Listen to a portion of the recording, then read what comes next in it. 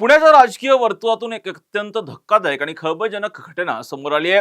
भारतीय जनता पक्षाच्या युवा मोर्चाचे पुणे जिल्हाध्यक्ष वैभव सोलनकर यांच्यावर शनिवारी रात्री उशिरा प्राणघातक हल्ला करण्यात आलाय। अज्ञातांनी सोलनकर यांच्या गाडीवर जोरदार दगडफेक करत गाडीच्या काचा फोडल्यात। इतकंच नाही तर हल्लेखोरांपैकी एकाच्या हातात कोयता होता आणि त्यांनी सोलनकर यांना किरकोळ जखमी केल्याची माहितीही आता पुढे आली आहे। पाहूया ते संपूर्ण धक्कादायक प्रकरण नेमकं काय या व्हिडिओच्या माध्यमातून। नमस्कार, मी राजरत्न जोंधळे आणि तुम्ही पाहताय टॉप न्यूज मराठी। शनिवारी 11 जुलै रोजी रात्री भारतीय जनता पक्षाच्या युवा मोर्चाचे पुणे जिल्हाध्यक्ष वैभव सोलनकर हे शेटफळेगडे येथील शेतकऱ्यांची एक महत्त्वाची बैठक संपवून आपल्या घरी परतत होते। रात्रीच्या सुमारास त्यांची गाडी पालखी मार्गालगत असलेल्या कानेरी रोडवर आली आणि याच दरम्यान आधीच दबा धरून बसलेल्या अज्ञातांनी त्यांच्या गाडीला घेरलं।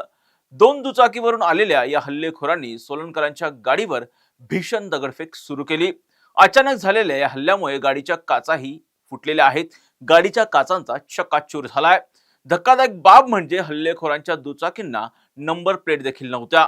अत्यंत नियोजन पूर्व पद्धतीने हा कट रचून हा हल्ला करण्यात आल्याचा संशय आता व्यक्त केला जातोय।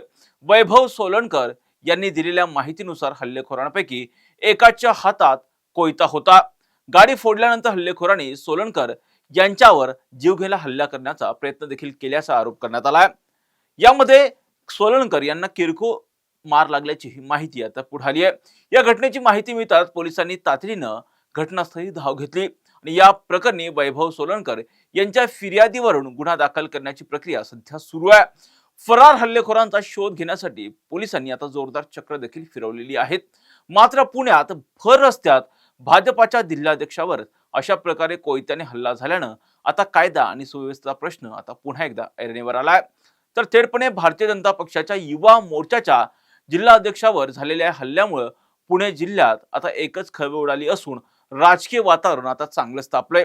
हा हल्ला राजकीय वैमनस्यातून झालाय की यामागे दुसरंच काही कारण आहे, याचा तपास सध्या पोलीस घेत आहेत आणि त्याचबरोबर पोलीस आता या फरार हल्लेखोरांपर्यंत कधी पोहोचतात आणि त्यांना कधी बेड्या ठोकतात हे पाहणं आता महत्त्वाचं असणार आहे। या प्रत्येक घटनांचे अपडेट आम्ही टॉप न्यूज मराठीच्या माध्यमातून आपल्यापर्यंत पोहोचवणारच आहोत। यासाठीच तुम्ही पाहत राहा टॉप न्यूज मराठी, आपला महाराष्ट्र, आपली बातमी। तुमची car, electric panel, data server आगीपासून सुरक्षित आहे का? नाही? मग आजच बसवा F protect temperature activated fire suppression device. यामध्ये आहे eco friendly non toxic pressurised liquid, जे आग लागल्यास क्षणार्धात ऍक्टिव्हेट होऊन आगीवरती मिळवते नियंत्रण। बसवण्यास अतिशय सोपे आणि सुटसुटीत टेकालिपचे एक दर्जेदार उत्पादन एफ प्रोटेक्ट।